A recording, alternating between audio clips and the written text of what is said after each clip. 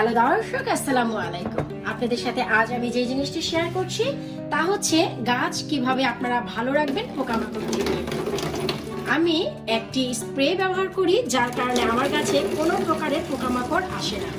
এখানে আমি একটি এমটি পট নিয়ে নিয়েছি, তাতে আমি দিয়ে দিচ্ছি মেজারমেন্ট কাপের 1 লিটার পানি।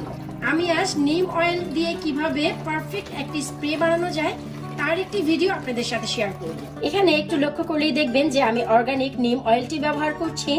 আর এই নিম অয়েল বলতে আমরা হুট করে ব্যবহার করতে পারবো না গাছের জন্য, তাতে কিন্তু অনেক বেশি ক্ষতি হয়ে যাবে। পারফেক্ট ভাবে আপনাদের এই নিম অয়েলটি বানাতে হবে। আর বিশ্বাস করুন যে এই নিম অয়েল গাছের জন্য যে কত উপকারী তা আমি আপনাদের ধাপে ধাপে বলে দিচ্ছি। 1 লিটার পানিতে আমি 1 টিস্পুন নিম অয়েল ব্যবহার করব, এর থেকে বেশি নয়। এই জিনিসগুলো আপনাদের মেজারমেন্ট করে করে তারপর বানাতে হবে।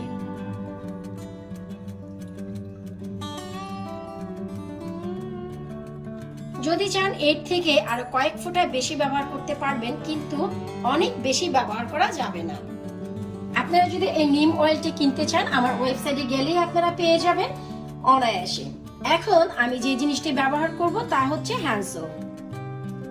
যদি চান হ্যান্ড সোপ ব্যবহার করতে পারেন, অথবা যদি চান প্লেট ধোয়ার লিকুইডে ব্যবহার করতে পারবেন, কোনো সমস্যা নেই।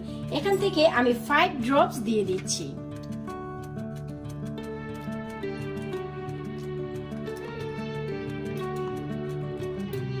ব্যাস,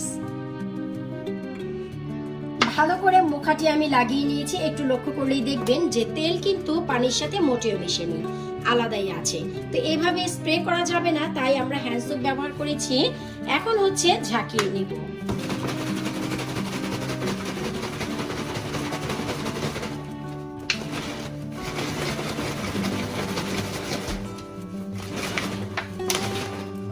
একটু লক্ষ্য করলেই দেখবেন যে এখন কিন্তু পানিতে নিম অয়েলটি একেবারে মিক্স হয়ে গেছে।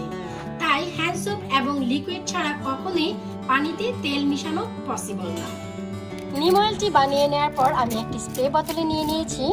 এখন এই যে দেখুন, আমি লাউ পাতায় স্প্রে করে দিচ্ছি। এতে করে ছোটখাটো যে বাগগুলো এসেছে পোকামাকড় তা অনায়াসে চলে যাবে। আশা করব আপনারা বুঝতে পেরেছেন কিভাবে একটি পারফেক্ট নিম অয়েল বানানো যায় এবং আপনাদের গাছের জন্য অনেক উপকারে আসবে। বিদায় নিচ্ছি আজকের মতো। আল্লাহ হাফেজ।